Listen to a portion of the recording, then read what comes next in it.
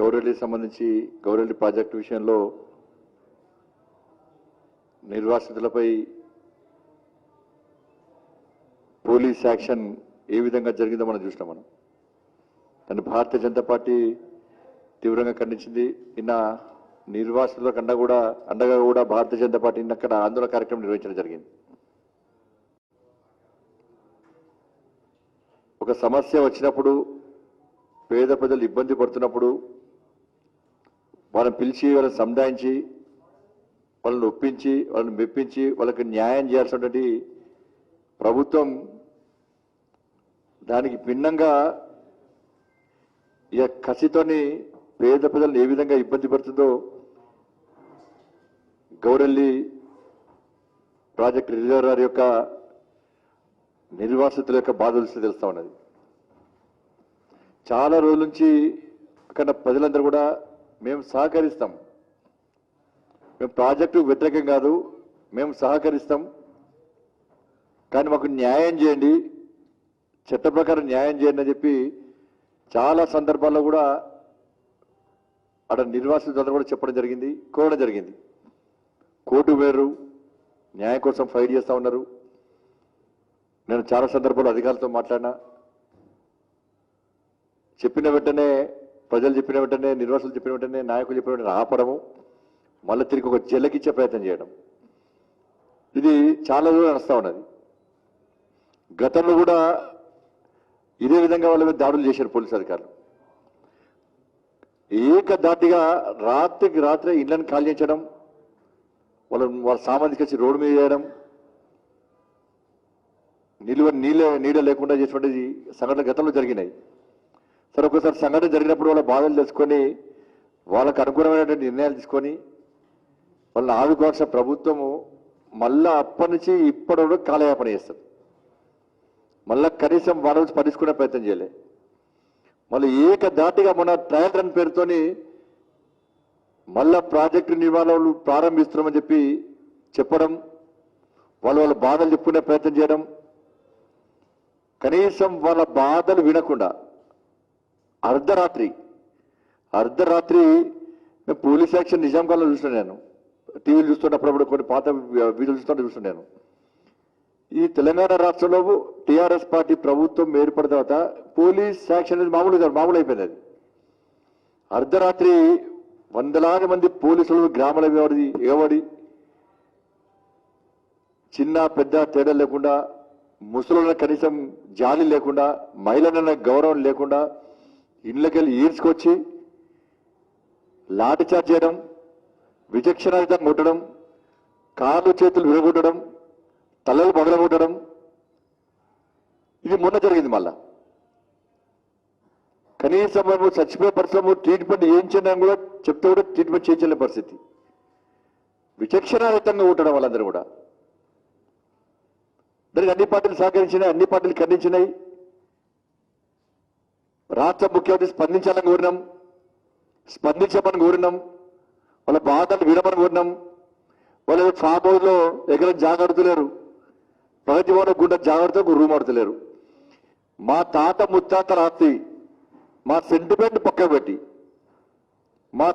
పక్క పెట్టి ప్రాజెక్టు నిర్మాణానికి సహకరిస్తాం, దానికి అనుగుణంగా మాకు న్యాయం చేయండి. R&R ద్వారా న్యాయం చేయడమా, గతంలో మిడ్ మానేర్ సందర్భం కానీ, మల్లన్న సాగర్ సందర్భం కానీ ఈ రాష్ట్ర ముఖ్యమంత్రి అనేక హామీలు ఇచ్చిండు, దానికి అనుగుణంగా న్యాయం చేయండి, మమ్మల్ని ఆదుకోండి, మేము అన్నింటి సెంటిమెంట్లు వదిలేయాలి, మీకు సహకరిస్తున్నాం అని చెప్పి ఆ బాధితులు చెప్పినప్పుడు కూడా కనీసం వాళ్ళ బాధలు వినకుండా, న్యాయపరమైనటువంటి వాళ్ళ కోరికలు నెరవేర్చకుండా దౌర్జన్యంగా మొన్న దాడి చేశారు. ఈరోజు ప్రజాస్వామ్యబద్ధంగా వాళ్ళు ఆందోళన చేస్తుంటే టీఆర్ఎస్ పార్టీ ప్రజాప్రతినిధుల నాయకులందరూ కూడా వాళ్ళని రెచ్చగొట్టి, వాళ్ళ పట్ల వ్యంగ్యంగా మాట్లాడుతూ, వాళ్ళని అవహేళన చేస్తూ, వాళ్ళని రెచ్చగొట్టే విధంగా వివరించడం నిజంగా ఇంతకంటే సిగ్గుచేటు ఇంకోటి కాదు. వాళ్ళు కడుపు కాని బాధపడుతున్నారు. అందరూ కూడా వాళ్ళ జాగలు పోయినాయి, ఇండ్లు పోయినాయి, పొలాలు పోయినాయి, అన్ని పోతున్నాయి. వాళ్ళు బాధపడకుండా వాళ్ళు బాధలో ఉంటే వాళ్ళని సంధానించినటువంటి ఒక బాధ్యతాయుతమైనటువంటి అధికార పార్టీ నాయకులు వాళ్ళని హేళన చేస్తూ మాట్లాడుతూ ఇది ఏంటంటే ప్రశ్నించడానికి ప్రయత్నం చేసినటువంటి ఆ నిర్వాసితుల మీద పోలీసుల ద్వారా ఈ రోజు గుడ్ల తీసుకెళ్ళలేరు. ఆ వీడియో చూస్తే తెలుస్తున్నది. ఇలా పోలీసులు కొట్టుకుంటూ గుడ్ల ముచ్చుకోవాలి తీసుకుపోయారు, పోలీసులు పెట్టడం, కనీసం ముసలి కూడా వాళ్ళు కూడా లాఠీతో కుట్టడం, కాళ్ళతో వెళ్ళడం. ఈ మూర్ఖత్వము రాష్ట్ర ముఖ్యమంత్రి ఇంత దిగజారి ఎందుకు వివరిస్తున్న ఇప్పటికి అర్థమవుతలేదు నాకు. ఈరోజు అంతా సిగ్గుమాని చేయకూడదు కాదు. ఈ రాష్ట్రం గతంలో అన్నాడు వీళ్ళు చాలా గొప్ప వ్యక్తులు, వాళ్ళ స్థలాలను వాళ్ళ ఆస్తులు కూడా మాకు ఇస్తున్నారు, ప్రభుత్వానికి ఇస్తున్నారు, అభివృద్ధికి సహకరిస్తున్నారు, వీళ్ళంతా గొప్ప వ్యక్తులు ఇవ్వలేరు, వీళ్ళు త్యాగధనులు అని చెప్పి అప్పుడు అవసరం అంటే చెప్తున్నారు. అవసరం అంటే కాళ్ళు పడతాడు, లేకపోతే చుట్టూ పడతాడు రాష్ట్ర ముఖ్యమంత్రి. ఈరోజు టీఆర్ఎస్ పార్టీ నాయకులు పోలీసులు కలిసి వాళ్ళ నిర్వాసితుల మీద దాడి చేయడాన్ని భారతీయ జనతా పార్టీ తీవ్రంగా ఖండిస్తున్నది. ఇది క్షమించాలనేటువంటి నేరం. ఇది రాష్ట్ర ముఖ్యమంత్రి ఇంత పెద్ద పోలీస్ యాక్షన్ గౌరవీలో జరుగుతూనే ఉంది. కనీసము నువ్వు స్పందిస్తావు, కనీసం వాళ్ళని పిలిచి మాట్లాడతలేవు. నీకంటే పీకురు పని ఏముందో ముఖ్యమంత్రి చెప్పాలి, అంత బిజీ అంటే ఇది.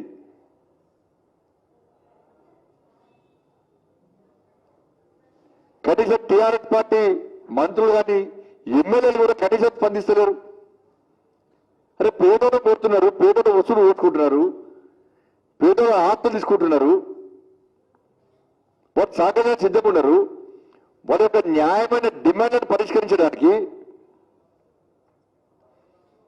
మీకున్న ఇబ్బంది ఏంటి అంటే ఏది ఎవరు ఇక పేదోడు ఆత్మ గుంజుకుంటే పుక్కడికే, పేదోడు ఇల్లు ఉళ్ళతో పుక్కడికే న్యాయం చేయడానికి వస్తే పోలీసు ద్వారా లాఠీచార్జ్ చేస్తావు. ఇప్పుడు అదనంగా టీఆర్ఎస్ వాళ్ళు పోలీసు వాళ్ళు కలిసి దాడులు చేస్తారు.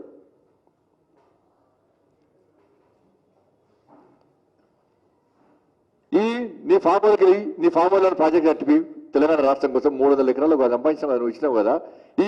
నీ ఫామ్ హౌస్ లో ఈ తెలంగాణ రాష్ట్ర యువతకు ఉద్యోగానికి అనే కంపెనీకి